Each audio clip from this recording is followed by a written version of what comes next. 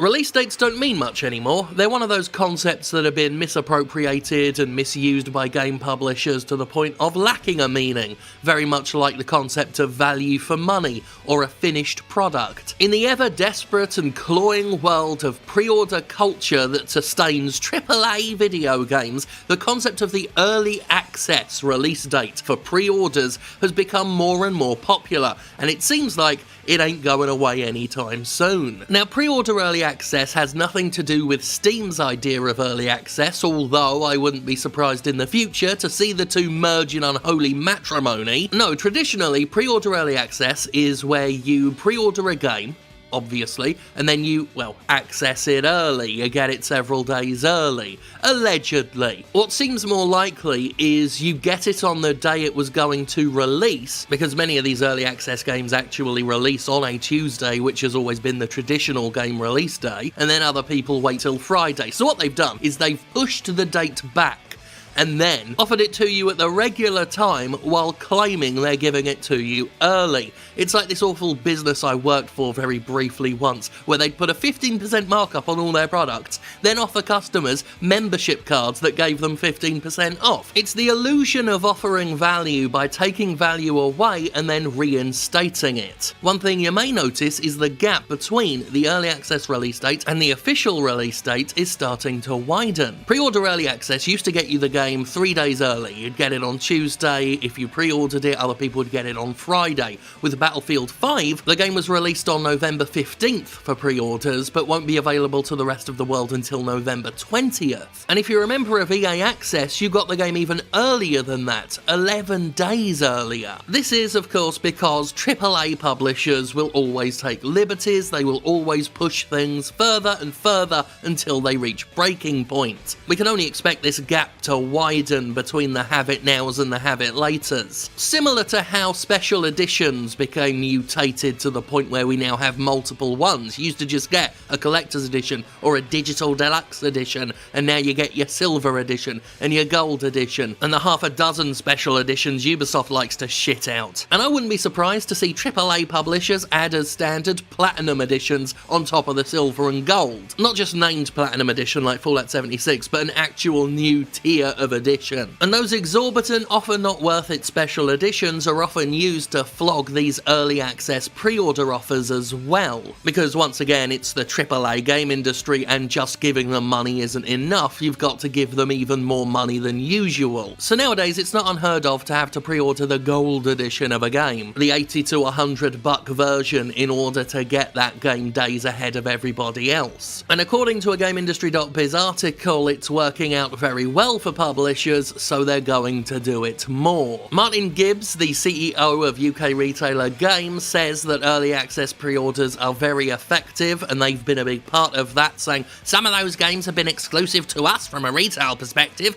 and there has been appetite for those experiences to come a little bit earlier. I don't think it's something that we want to see widespread, because it creates uncertainty in terms of release dates, but the trials that we have done, and the ones we've launched so far this year, have worked really well."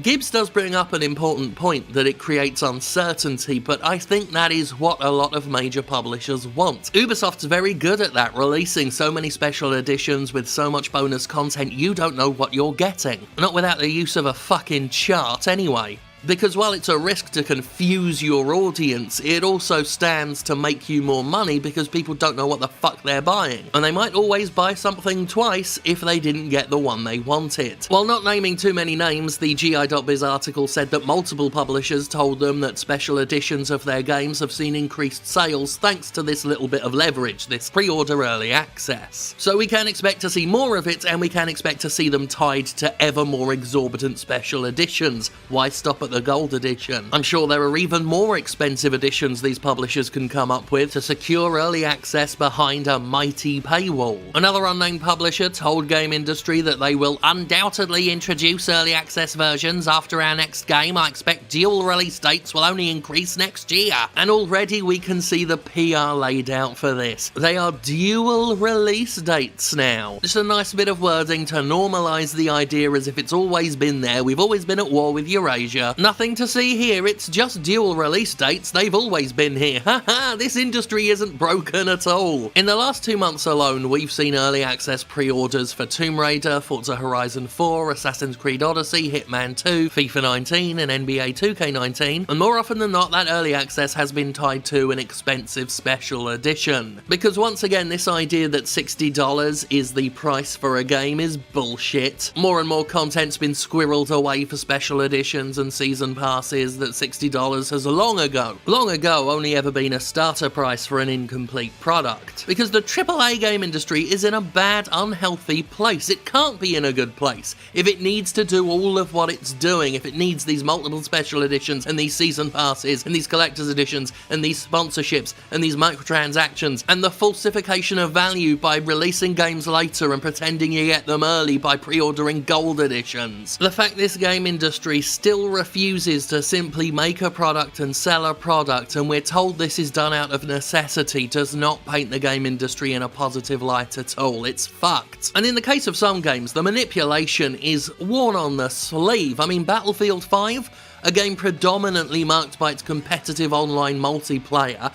anyone with EA access has gotten an 11-day jump on everybody else. Game publishers know that. They know how to exploit their audience, they're master manipulators. They know competitive games are especially ripe for this sort of floggery, and they've worked out yet another way to get their special editions that aren't all that special sold, in a way that takes no effort and costs no real resources on their part. Clever little fuckers. So yeah, expect this to become a new industry standard alongside season passes, microtransactions, DL, you know all of this shit by now. I wouldn't be surprised to see next year be the year of the pre-order early access, because nothing gets a corporation harder than the idea of taking value away and giving it back to you at a price. I love the game industry, it's fuck awful.